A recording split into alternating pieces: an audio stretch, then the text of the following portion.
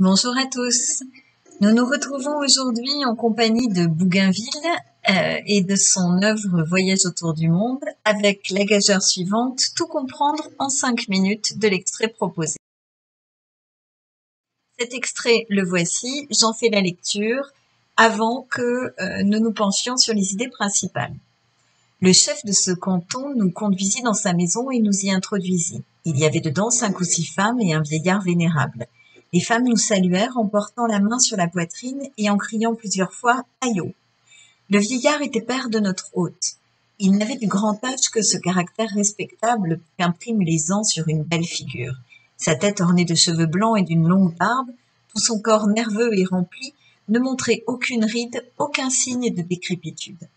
Cet homme vénérable parut s'apercevoir à peine de notre arrivée. Il se retira sans même répondre à nos caresses, sans témoigner ni frayeur, ni étonnement, ni curiosité. Fort éloigné de prendre part à l'espèce d'extase que notre vue causait à tout ce peuple, son air rêveur et soucieux semblait annoncer qu'il craignait que ces jours heureux, écoulés pour lui dans le sein du repos, ne fussent troublés par l'arrivée d'une nouvelle race. On nous laissa la liberté de considérer l'intérieur de la maison.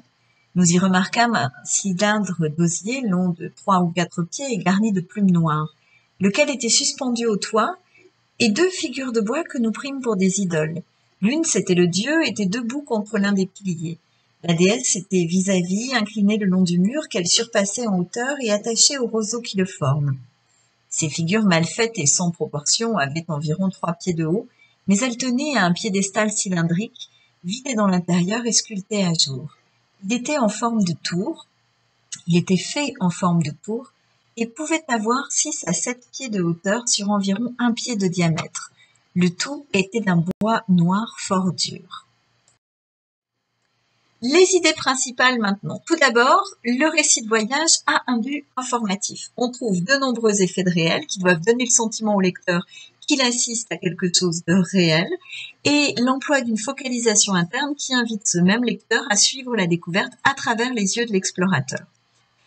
Il y a une évocation de l'organisation sociale, notamment la vie communautaire et sans doute la polygamie du peuple amérindien qui peut surprendre le lecteur. Et Bougainville, on le rappelle, est un explorateur, c'est-à-dire que son métier, c'est à la fois d'explorer et de témoigner de ce qu'il voit.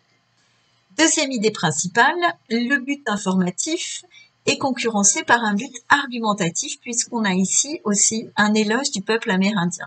Tout d'abord, éloge de l'hospitalité et du savoir-faire artisanal. Je vous renvoie à la fin du texte, le tronc de bois noir très dur sculpté à jour témoigne de ce que les Amérindiens maîtrisent l'art de la sculpture du bois.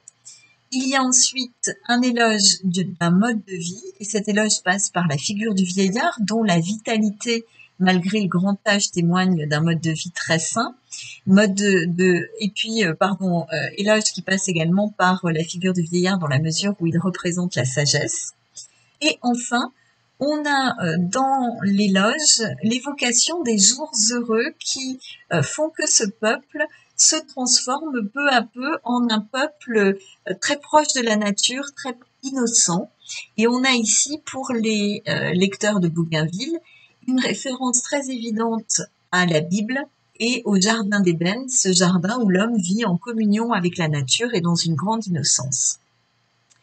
Ce texte, et c'est notre dernière idée, c'est un récit subjectif. Tout d'abord, Bougainville se met en scène. Quand il parle de nous, c'est le botaniste, le cartographe, l'astronome et lui-même, c'est-à-dire les 4 personnages importants de l'expédition.